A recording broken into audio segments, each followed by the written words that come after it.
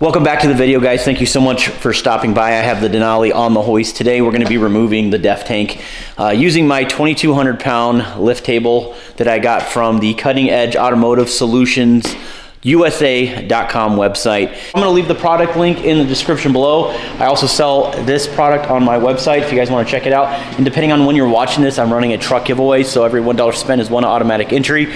But either way, I'm excited to use this thing. I'll be using my air compressor to lift it up and then lower it down with a foot pedal. I'm gonna go ahead and unbox this thing, show you guys what comes out in the box, how to assemble it. But more importantly, I have my Denali on the hoist, and I need to remove the def tank because I need to service it. So that's gotta come out, and this table is going to work out perfectly. These 2,200 pound lift tables are so handy. I know I'm not removing a transmission today. I wish I could do that in this video. I'm just removing a tank. But I just want to show you guys the operations on how this works. But you guys get the idea. But 2,200 pounds, that's insane. This table is more than up to the task for whatever you're trying to throw at it when your vehicle's up on the hoist, you're trying to lower things down. I mean, it's very versatile. But either way, let's go ahead and get this thing out, unbox it, show you guys how to put it together, and then use this bad boy. So let's go ahead and get to work.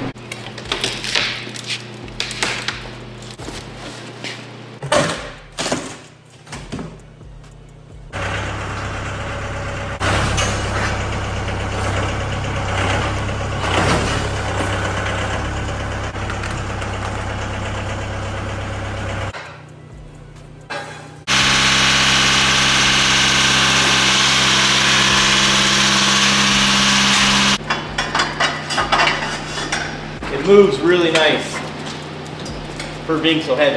That moves really good.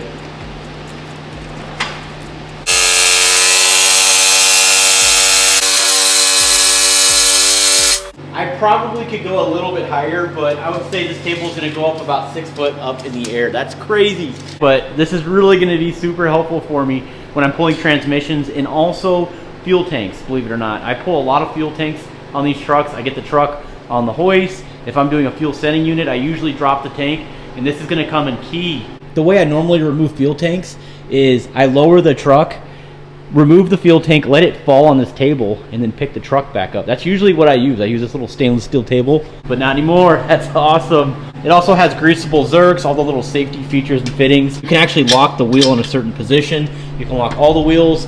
You can also tilt the table.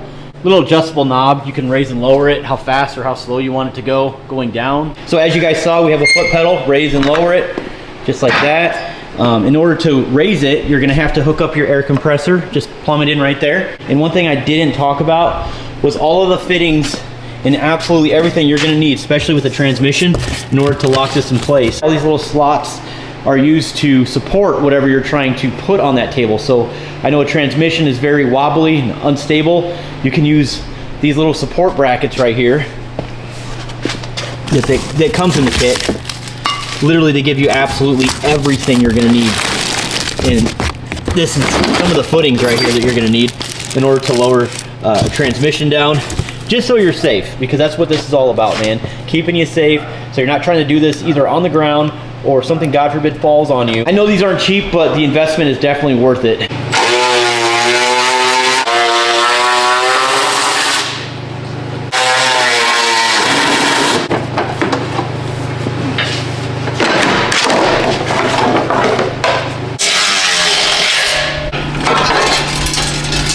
So before we use this table, I just wanted to show you guys something really quick. So this is the def tank. This carries the diesel exhaust fluid. I removed the big metal shielding that goes around it, so it gives us access to these two brackets. There's going to be one here, and there's going to be one right here.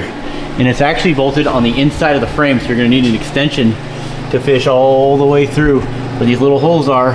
And I believe it's a 14 mil, don't quote me on that. But you're going to go through that hole, you're going to remove that nut that holds this entire bracket, and once you do that, it's gonna lower. Now this thing I believe is half full, so it's gonna be kind of heavy.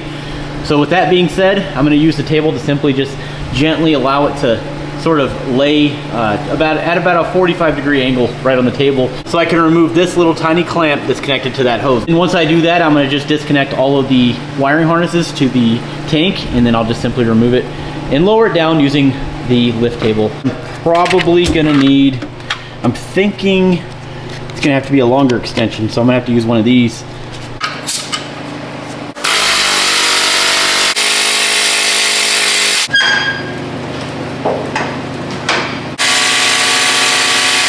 But yeah, that's how you do it. I get these questions all the time about what tools I have, so I like making videos on it. Like for example, this is the Lift Superstore. This is a 12,000 capacity, very, very safe 2-post hoist. I love this thing. Never had a problem. This is 4-inch concrete, not 6-inch. But hey, you know what? I'm picking up these diesels all the time, and my setup is working just fine. Yeah, or you can just break bolts, one of the two. That's one. I'll go ahead and remove the second one.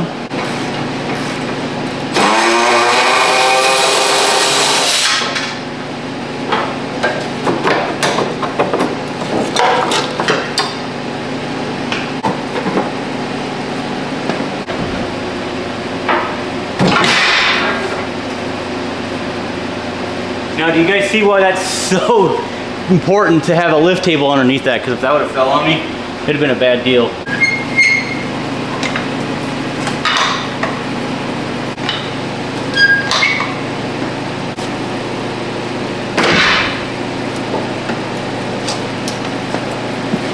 Remove the hose from the top of the tank.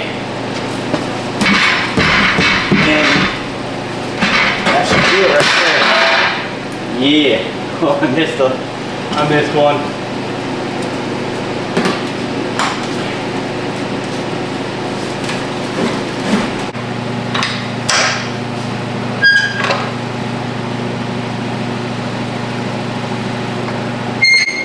Very nice.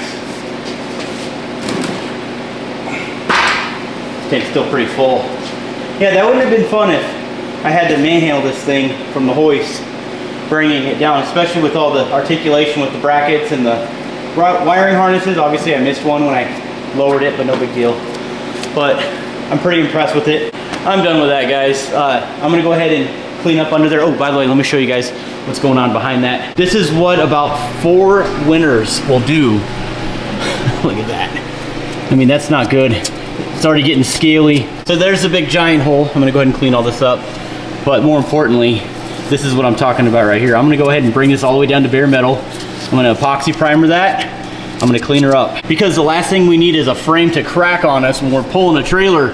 That's really bad. I'm super glad I'm able to get this knocked out and do it safely. But yeah, I am done with today's video. But figured I'd turn the camera on, share the experience with you guys. Hopefully you found some value in this.